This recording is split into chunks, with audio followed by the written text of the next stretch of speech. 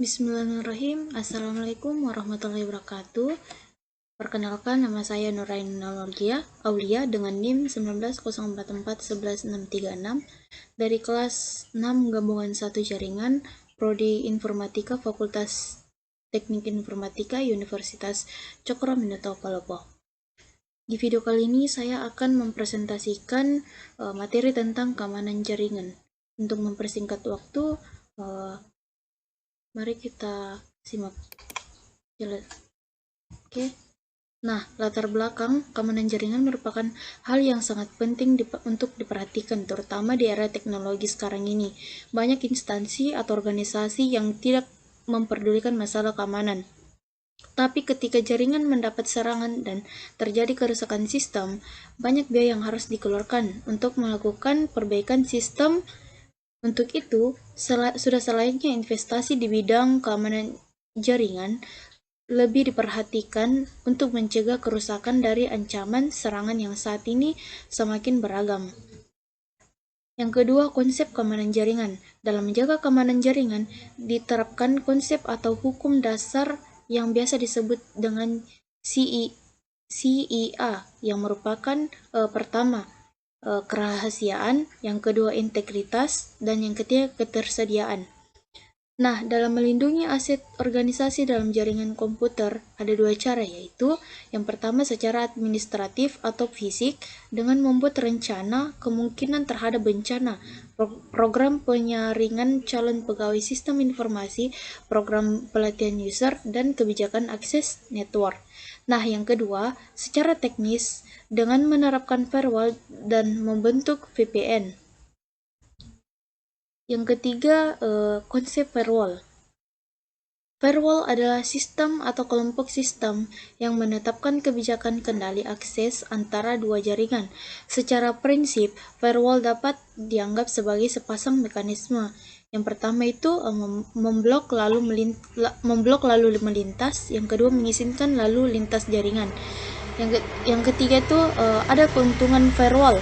Fokus dari segala keputusan sekuritas karena merupakan satu titik tempat keluar masuknya trafik internet pada suatu jaringan. Yang pertama itu dapat menerapkan suatu kebijaksanaan sekuritas, dapat mencatat segala aktivitas yang berkaitan dengan alur data secara efisien, dan dapat digunakan untuk membatasi penggunaan sumber daya informasi.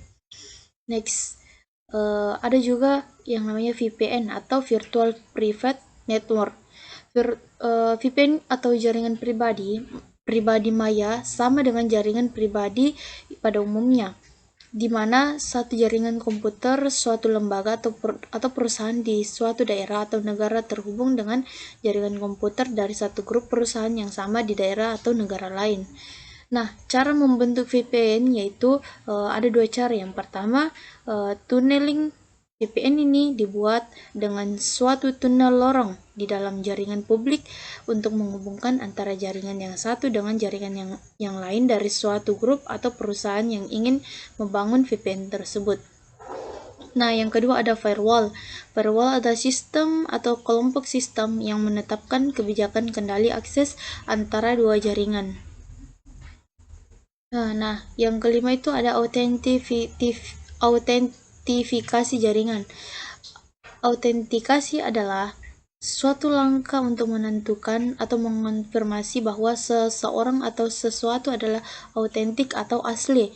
Melakukan autentikasi terhadap sebuah objek adalah melakukan konfirmasi terhadap kebenarannya, sedangkan melakukan autentikasi terhadap seseorang biasanya adalah untuk memverifikasi identitas. Lokasi yang diperbolehkan yaitu ada dua, metode autentifikasi dan faktor autentifikasi.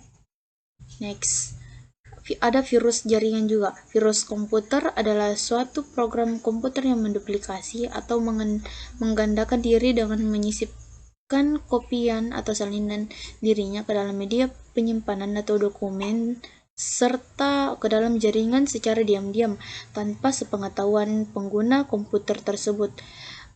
Yang pertama itu ada efek dari virus, kriteria virus, beberapa cara penyebaran virus, mencegah virus, dan adapun tanda-tanda atau ciri komputer kita terkena atau terinfeksi virus komputer.